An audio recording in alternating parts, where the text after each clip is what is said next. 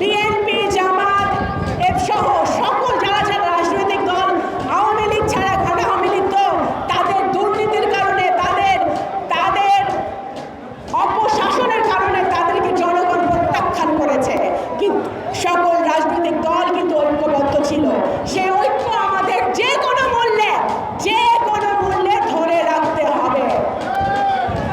যদি আমরা ধরে রাখতে না পারি সেই ঐক্য, তাহলে এই 15 বছরের ত্যাগ তিতিক্ষা, এই 15 বছরের রক্ত ঝরা, এই 15 বছরে মানুষ গুম হওয়া, এই যে গত বছরে আমাদের এত ছাত্ররা প্রাণ দিয়েছে, আবু সাইদ মুগ্ধরা জান দিয়েছে, বন্দুকের গুলির সামনে বুক পেতে দিয়েছে, তাদের সব কিছু বৃথা যাবে যদি আমরা সেই ঐক্য ধরে রাখতে না পারি।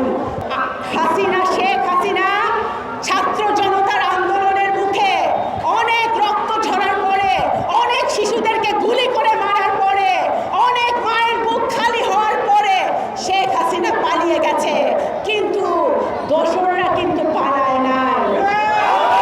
লোকজন এখনো সারা বাংলাদেশে ষড়যন্ত্র করে বাংলাদেশকে অস্থিতিশীল করার চেষ্টা করছে।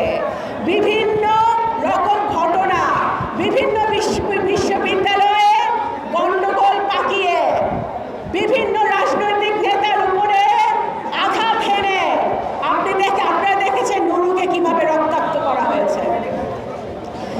আপনারা বিভিন্ন রাজনৈতিক নেতার উপরে আঘাত হেনে, বিভিন্ন রাজনৈতিক দল এবং মতকে নিচু দেখিয়ে, তাদের বিরুদ্ধে কথা বলে, অশ্লীল কথা বলে এই দেশকে এবং দেশের পরিস্থিতিকে অস্থিতিশীল করার একটা ষড়যন্ত্র চলছে।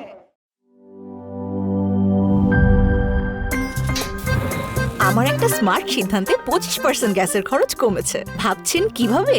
সাধারণ গ্যাস স্টোভ বদলে আমি এনেছি আরএফএল গ্যাস স্টোভ। এর সাইন্টিফিক নজল ও ব্রাস বার্নার ক্যাপ সমানভাবে তাপ ছড়িয়ে রান্না করে দ্রুত, তাই গ্যাসও বাঁচায় 25%, টাকাও বাঁচে 25%। আরএফএল গ্যাস স্টোভ নিরাপদ ও গ্যাস সাশ্রয়ী।